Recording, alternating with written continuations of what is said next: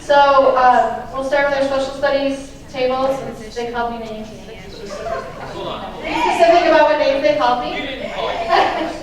Yeah, they called me. All right. Okay. So what was your worst and how would you document it?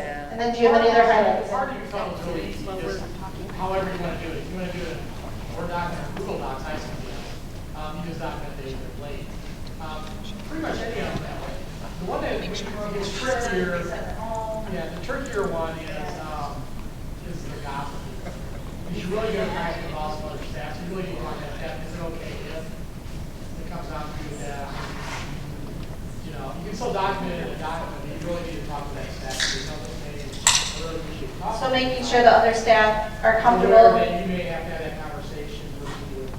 Yeah. And we also said, I mean, there could be a, was this where the teacher was inviting and venting to another teacher or student teacher?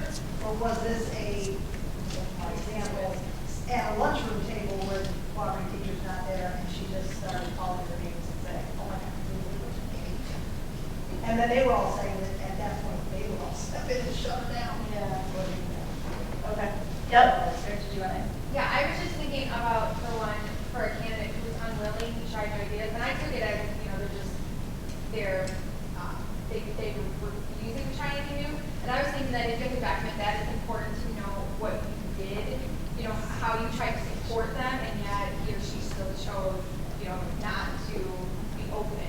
So I think it's important to say, if you have a conversation with that student that's saying, your proper teacher has done A, B, and C to try and support you and try to find new ways and new ideas with you and working with you, and you still are unwilling. Because the left people have one issue, like Nick said, hey, we'd really like you to try something new on Thursday, this lesson, let's change it up. And well, you see, that's completely different than they just chose to put it because they want to put that.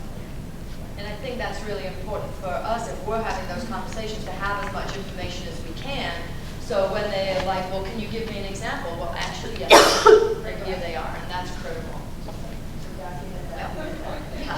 Well, you have to say when you're dealing with parents or, we had a student that actually ended up in court and my principal emailed us, hey, you have any emails from that parent? I said, well, let me pull my folder. Yeah, I have 43. Like, thank you, Lord. Because I saved all those emails and it was over in 10 seconds. It's like, here's a string of emails from 5 teachers so documentation is just like anything else. But unwillingness to try something new is what we're all should be on. Yeah. And we do only communicate with the educator licensure programs through their NIU email. A lot of the student teachers will tell you, oh, can you use my Gmail address instead or whatever. That's really your choice, but we use NIU email because we know that's always retrievable, so it's for documentation purposes for us, everything. So we can say, we sent you this email on such and such a day, such and such a time, and it does come in handy often. And I would suggest the same thing for your student teachers that only need your school email. Most of them have something. Yes. But ours is we have that forever. Yeah. I mean, you got it now. Yeah, and there are ways that they can forward it to whoever, so that's documentation tip. All right, what else? What else do you have for documentation? I just find it interesting that I've been teaching the same school for 14 years, and there's no standardized form that we ever use whenever we're having these discussions with different teachers about different performances. Like people are putting stuff in notebooks. Then in the military, that's all we do. We have standardized forms, and you have a counseling form. We use the same counseling form all the time, and it spells out the facts. It spells out your discussions with the person. It gives room for the person being counseled to go through and write down what they can rebut it or what their opinions are or what they agree to, and then you agree to what performances this person's going to do to fix or change what you're counseling them about. And there's no standardized form that we've ever used. Right. We don't have one for an informal discussion, but the dispositions, which Kate will go through, this is actually our standardized form for LA&S. And it does have, like you said, it has our tiers. Ooh. And it is in the shared drive if you want to take a look at it. But it also goes through and we do, this is the form that we would fill out. You see the level 1, level 2, level 3, so that's our 3 strikes, you're out. Recommended intervention for the students. And this is the advisors would do all of this, so this is not on you. This is not on you. But this does have kind of what you're talking about. So, but it's not for, I'm going to sit down with my student teacher and have the conversation. But even formal or informal, we still document it the same way, and even if it's a positive counseling, you still document it all in the same form. Yeah. And there's nothing. Yeah. This is what you would fill out as a teacher, but it does have, and you know, this bottom, the narrative is just super factual. Sally was emailed on June 23rd and requested to reply to confirm receipt. She did not do so, just by to reminders forever. But this does go through and outline what is carrying, what is not carrying. But again, yeah, what you're talking about, we don't have that. So that might be something that we would want to consider to put in our folder. I actually pulled it up online, and it's fabulous. I'm quite pleased. I mean, we have to not call the, You have we pulled have up to what? change the vocabulary, the military developmental counseling form. Okay, well, Kate's not in charge of that, so she's on it. Good job. But it lets us know what information you need for your disposition. Yeah. Common language. Kate really likes forms too, so if she made this one, this would be fun. Okay, question back. Before that documentation is made, I think there should always be documentation. But it's almost like if a parent would have a problem with me, and instead of talking to me directly, they go right to the principal. I mean, there has to be a form for maybe that first meeting that we discussed before we come to you, because I feel like you're not even giving them a chance before they come right to you. And to have that form, so that when we do say we have to document this, we can say it's already been discussed, it's been signed, we talked about it. And I think some of it has to do with your comfort level and how well you know the student. For me, in my position, when I was placing the students and instructing the 201 and 301 course, I often was not comfortable having those conversations. I would send emails to those students and I would say, I sent you this email, please respond by such and such a date, and copy the advisor, but I'm not an advisor, which you are kind of in the cooperating teacher role. My job is just paperwork because I don't want, you know, when it comes time for student teacher placements, you don't want everybody to say, oh, well, they got the posh student teaching placement because whatever, you know? And so my job was to be very removed. And some people are more comfortable with those conversations than others. So if you're super comfortable having a conversation with them, and hopefully in the student teaching role you would be, that you would be able to sit down and say yes. But the disposition helps us document too, so it can be a double-sided conversation.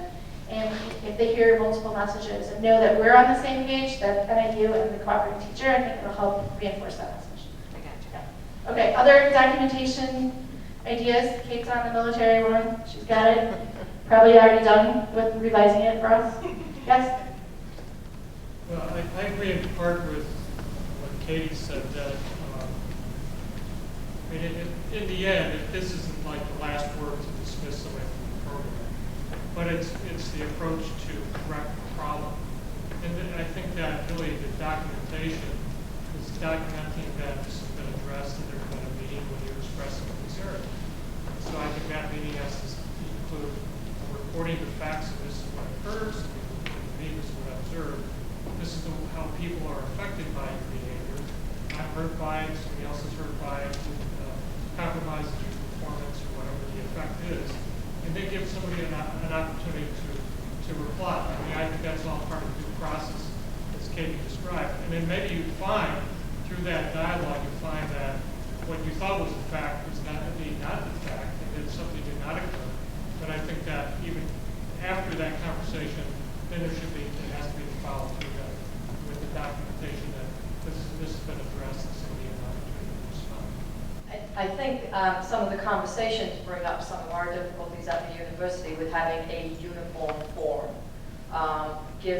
And if you think about all of the licensure programs we have, there are groups of people who have very, very different ideas about what should and shouldn't be.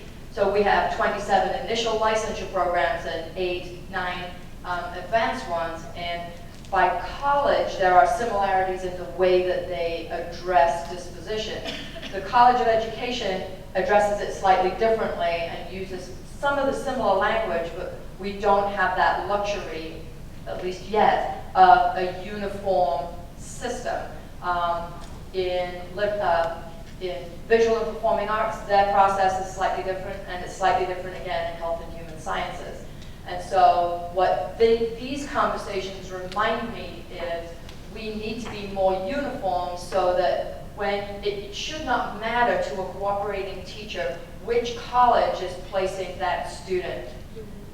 Because some of you will get students, if they're in a K through 12 program, from the College of Education, if you're middle, high school, or high school. Some of you will primarily get from liberal arts and sciences, and there's consistency there. But it should not matter. Your procedures and process should be the same. And so, thank you for that reminder, and we'll work on it. We'll work on it. We will.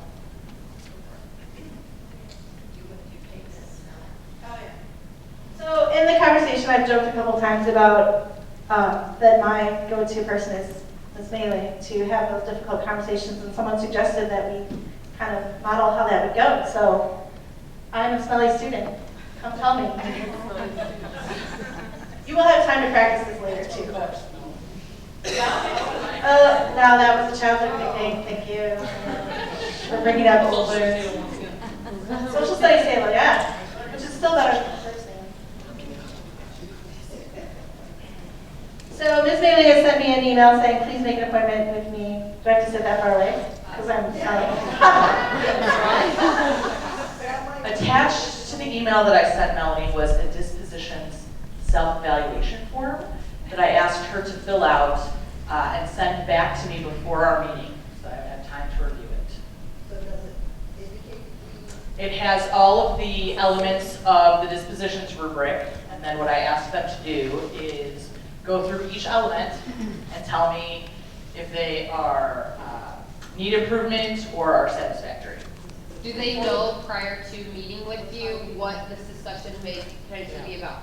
Or No. is it, okay. I mean, they just know that we want, I said, I have some concerns I'd like to meet with you about. I have a dispositions report, and if you could go through the dispositions self-assessments, that will be the basis of our conversation. She doesn't know if she's getting called in for being tardy or for failure. Right. Well, it probably, some of it does depend on the offense, and so for example, my 201, So if I were to write a disposition for the student for not replying to emails in a timely fashion, I would have communicated that with them probably via email 2 or 3 times and a phone call, and then my final email would say, in all these, Kate would be copied, and then my final email would say, you need to set up an appointment with Ms. Bailey, and she would be sending the same email saying, we need to talk. And so hopefully it's not the first time they're hearing the information, but we're going to pretend kind of like it is, because that's a harder conversation to have and more entertaining, probably. Well, and also, I mean, there are some things I would deal with in email, like, well, we need to have a dispositions meeting because you can't return email, right? That's not like something personal. I wouldn't see that as being damaging to someone's psyche. Whereas I'm not going to email you, hey, we've had reports that you stink. I need for you to come in so that we can go over, rudimentary personal hygiene. So does that make sense? I mean, you kind of have to base it on the issue. I have a relationship with my students where they know that I'm always acting in their best interest. So when they come to the meeting, they are probably nervous, but they don't feel like they're going to be ambushed. But that, again, goes to having a relationship with them. All right. Hi, Ms. Bailey, I'm here for my appointment. Melanie, it is so good to see you. Thank you for coming in to meet with me today. I would like to start by going over the disposition self-evaluation that you filled out for me. And the reason I want to talk with you about this is because I think that there is a difference maybe in the way you perceive yourself and the way other people perceive you. So remember, we're doing this because I want you to be successful. I want you to be an awesome teacher, and I know you can be, but I want us to have this discussion so that I know that you are perceiving yourself in the way that others perceive you. I don't understand. I'm amazing. I'm so happy. My teacher tells me that all the time. And the kids really love me. All of those things are true. You have a wonderful personality. You're your students respond to you. I noticed here, the area of the rubric that talks about personal grooming, you say that you are proficient. I'd like to talk about that a little bit more. Why don't you tell me about your morning routine? Well, this is kind of awkward. I wake up and, sometimes I'm running late because I have 14 people living at my house, and we only have one bathroom. So there's often times where I wake up because I'm tired, because there's so many people living in my house, and so I try like once a week to shower before work, but otherwise I, get up and go. I keep a stack of wet naps in my bedroom and just go like down. But yeah, perfume. But sometimes when I smoke on the way to school, probably the smell of my perfume is overwhelming. Maybe that's it. Maybe it's my smoking. But I really like my cigarettes. I completely understand.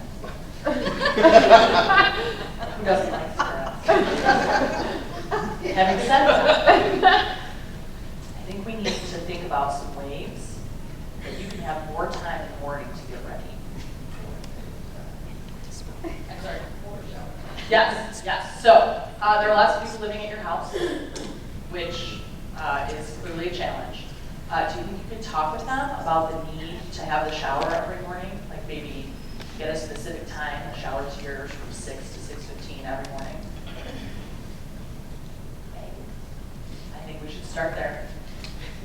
So that you know that you would be able to shower every morning. You mentioned you're having some trouble getting up. Do you have a friend who's also in teacher licensure who gets up in the morning? Maybe they could give you a call. You could have a phone buddy to make sure that you're up and out of bed. Sure. Okay. And then smoking before school. I know that's hard because it's like your morning cup of coffee. You have to have a morning cigarette. Well, I have coffee too. So Coffee maybe too. Coffee breath. Okay, well, here's what I'm going to suggest. I'm going to suggest that you get up early enough that you can have your morning cigarette and your morning coffee. And then you go take a shower and brush your teeth, floss, all that good stuff. And then don't smoke or drink any more coffee on the way to school. I think that will help. I don't understand what this has to do with me being a good teacher. Well, how do you help your students when they're working? You just stand up in front of the classroom and say, "You, add faster." No, what do you do? Walk around, help them. You walk around. How close do you get to them? Well, Show me. you know how I feel about personal students. Okay, now, you tell me, why would personal hygiene be a concern? What does that have to do with teaching? Am I going to ask you for help? If you come by me and I don't like the way you smell? Probably. Probably not, right? Am I going to want to hire you in an interview? I can see yesterday's lunch in your teeth. Possibly not. Possibly not. Okay. So, should it have anything to do with what kind of teacher you are? Maybe, maybe not. Does it? It absolutely does. And so, because I want you to be successful and because I care about you, I want you to know these things so that you can put your best foot forward. I will try to shower twice a week. 3 times and you get a deal. And that is why I sent that to Ms. Bailey. She is in. Good job.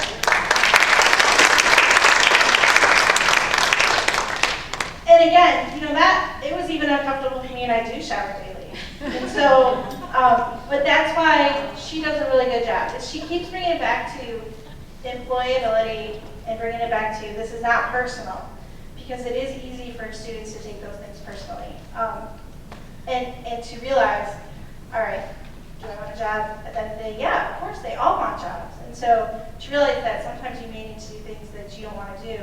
And this could apply to most every one of those cards. It may not be something you personally believe in, but if you want a job, that's the game we have to play. Okay.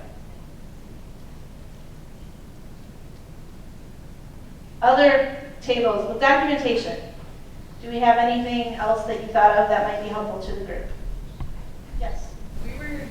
We definitely had a discussion about like with the ones with like the wearing and the correct dress, like is it appropriate to take a picture and add it to your documentation and say, you know, these are, so that they maybe see themselves, because maybe they don't have a mirror at home and they don't see what they look like before they leave the house. Sure.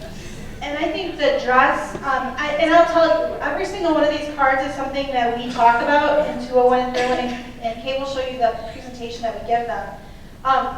In regards to dress, we tell them straight up, do the bend over test in the mirror in the morning, you know, yeah? Kate's is a little more eloquent, no cracks front or back. So, I mean, this is not new information to them, and I think having that conversation about why it's distracting, you know, college students sometimes can't afford to go out and buy new wardrobes, and so we talk to them about, you don't have to spend a lot of money. Salvation Army and Goodwill, you know, it's not what you wear, it's how you wear it. As long as you make sure you're covered and explain why. You're talking about hormonal kids, you're talking about kids that are easily distracted, you're a role model, all of those things. Once you make it not personal and explain why club wear is not appropriate for schools, then they understand. And you tell, as long as you stress to them, you don't have to spend a lot of money to dress appropriately, they start to kind of get it. And you tell them, a professional wardrobe is something you build over the years. It's not something you're born doing. And you know, I tell the students in 201, start asking for dress clothes for gifts, because it's something you're going to need eventually. But that would be, as far as a picture, I don't know. I said, yeah, it was just a discussion that we had that there's, Yeah. I have a response to that.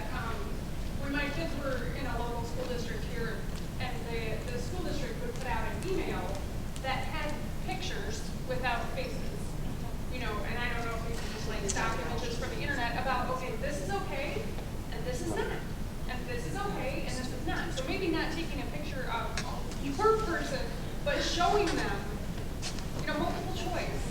And a really good start is when you're meeting with them one of the first times, going through the school dress code, you know, and talking about what does it mean to be fingertip length? What does it mean to be XYZ? We do go through, you know, what is professional dress and what is not. Kate will talk probably more about that in her conversation as well. But yeah, I don't know. I think starting the conversation early, don't wait till it's a problem, and we'll talk about that again. If you wait until the 5th time they're coming in with a low-cut shirt, they're like, I've already worn this 4 times, I didn't know it was a problem. Then they get defensive. If you start off and say, no cracks front or back, they'll know that that's a rule, and they'll think about that, you know. I know it's really, and it is harder for male teachers also. So maybe enlist the assistants. And again, if you should say no crack front or back, they, you know, so they're coming. But if you sit down with the dress code and say, this is the dress code that I follow as a professional, you know, we make sure we meet the student dress code as well. Here are the rules that our school sets up. So we want to make sure we're modeling this for the students. If you start off with that, there's no argument. You can just say, hey, I want to remind you about the school dress code. This might be a top that is kind of in the gray area, so maybe we wouldn't want to wear this one again. We were talking about the fact that, I know our team in 6th grade, the men will just come up to us and say, will you please address this? We didn't see them yet. And then it's pretty easy to address if you're nice. Take them to the side.